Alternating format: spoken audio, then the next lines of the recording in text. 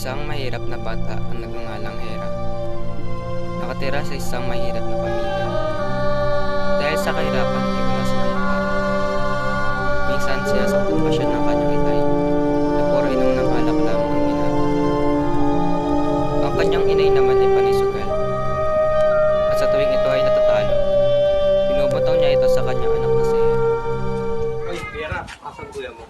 Sa bahay. Ganun ba? Ay nga pala, Gera, tinatanong na itong kasama ko, may siyota ka na rin ba? Wala po, tsaka nag-aaral pa po ako para sa pamilya ko. Sayang mo pa talaga. Sayang to, mayaman pa naman. Ay, go. Pasensya na po, kaya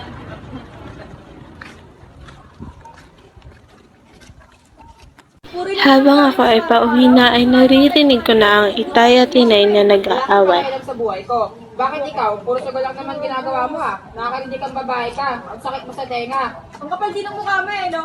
Mas makapal mukha mo. O ikaw ang itatakbo sa konti mo. Ako pa rin ang buhay sa inyo. Pasalamat nga kayo, may natitiran kayo eh. Kung wala ako, wala. Saan mga kayo pupulutin? Makaalis na nga dito. Sinay, Tawag. nakawin na po. Aba, umuwi ka bang bata ka? Ang dami-dami pang gawain na hindi mo pa nagagawa dito ah. Bilisan mo na, bago pa uminit ulo ko sa'yo. Sige po, inay. Habang ako ay gumagawa ng gawain bahay ay hindi ko napigilan ang aking luha. At iniisip na bakit ba nangyari sa akin ito. Ay nako, dadrama na naman siya. Kuya, wala po ito. Natuling lang. O ikaw, pera ka ba dyan? Wala po, kuya. Ang damot mo ah, parang pera lang ah. Wala nga po, kuya. Kung may pera ka.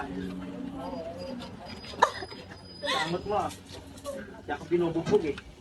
Wala akong kwenta. Basta nga. Ayos, bisit ang buhay ito. Walang kwenta.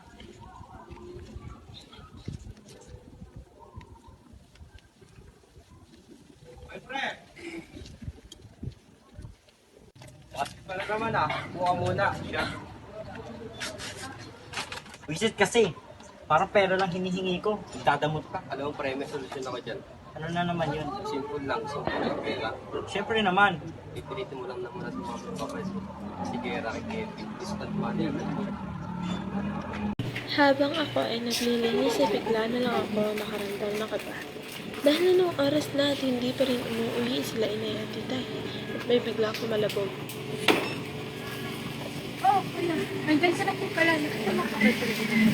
Bakit mo ba sa akin tinatanong? Akala ko po kasi ano na yun. Akala. Dami kong alam. Ayaw nga pala. Dahil patapon ka naman, bibenta na lang siya kay Kevin. Kuya! Nangalak sa intro eh.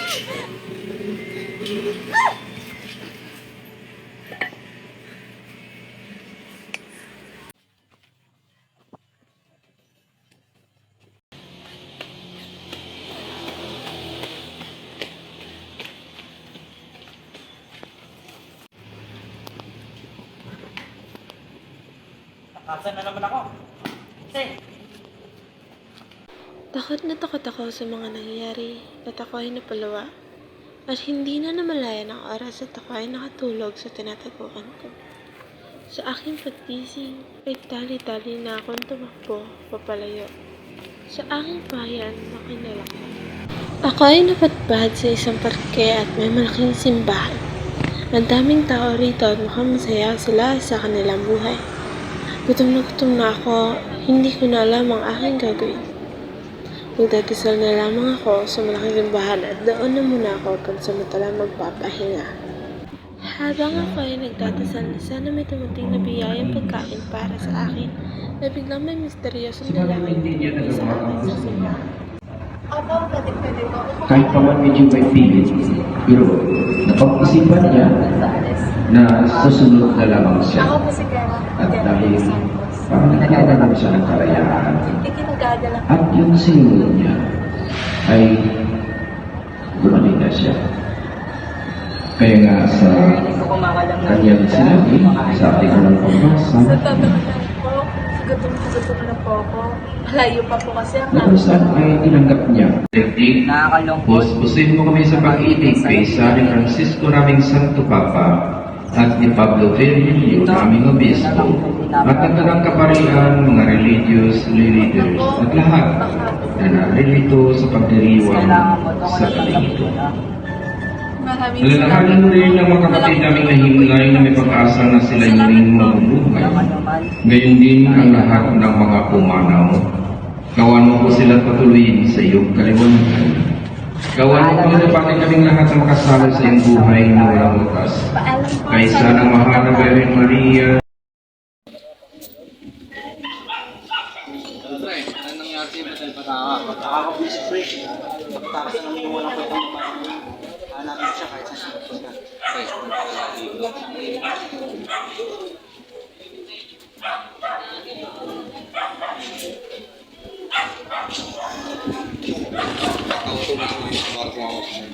Yan, kailangan ko yan. ingat pre. Parang please ko. Ito, meron mo na itong jacket ko para di ko makalala ito. Salamat, pre. Nabukasan, pre. Naglilipot-lipot na ako. Hanapin ko yung walang kwentang babae. Ngayon ako. Gabi na at wala akong matutulugan. Kaya sa loob ng simbahan na lang ako natulog.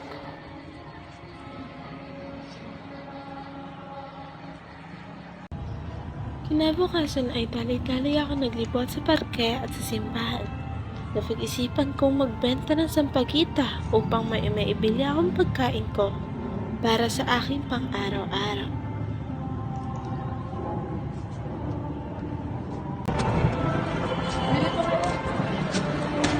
Sige, pabili ka.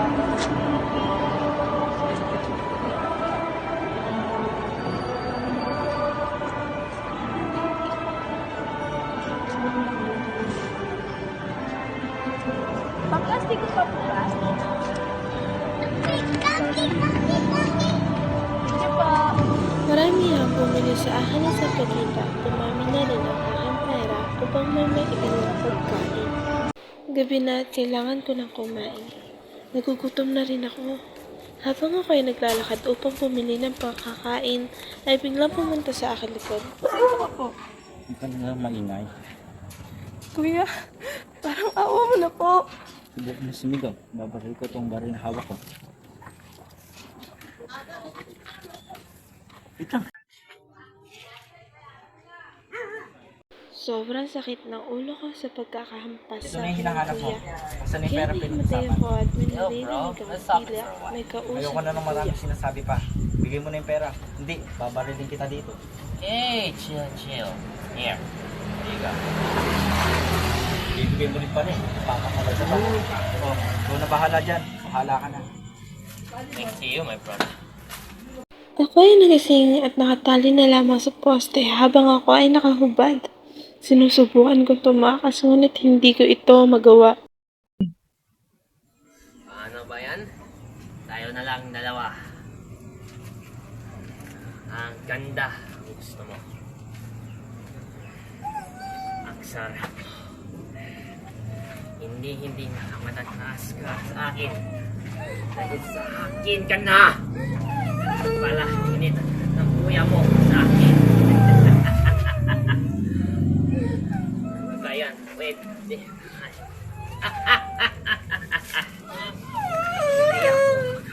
decision. Alam mo na.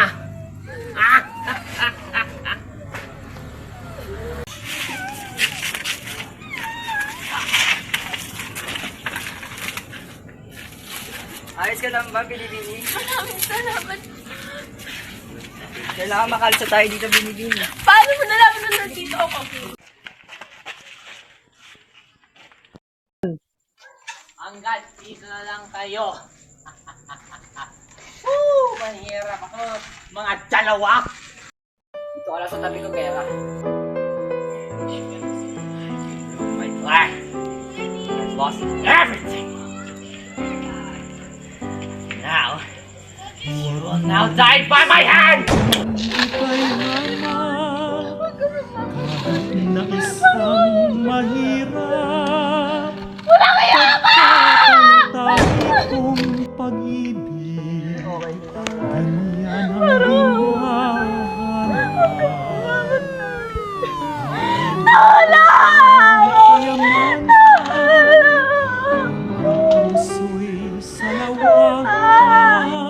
Pagkalipas ng ilang taon pagkatapos ng insidente iyon, narito ako kasama ang aking pamilya at lalaking patuloy na nagmamahal sa akin.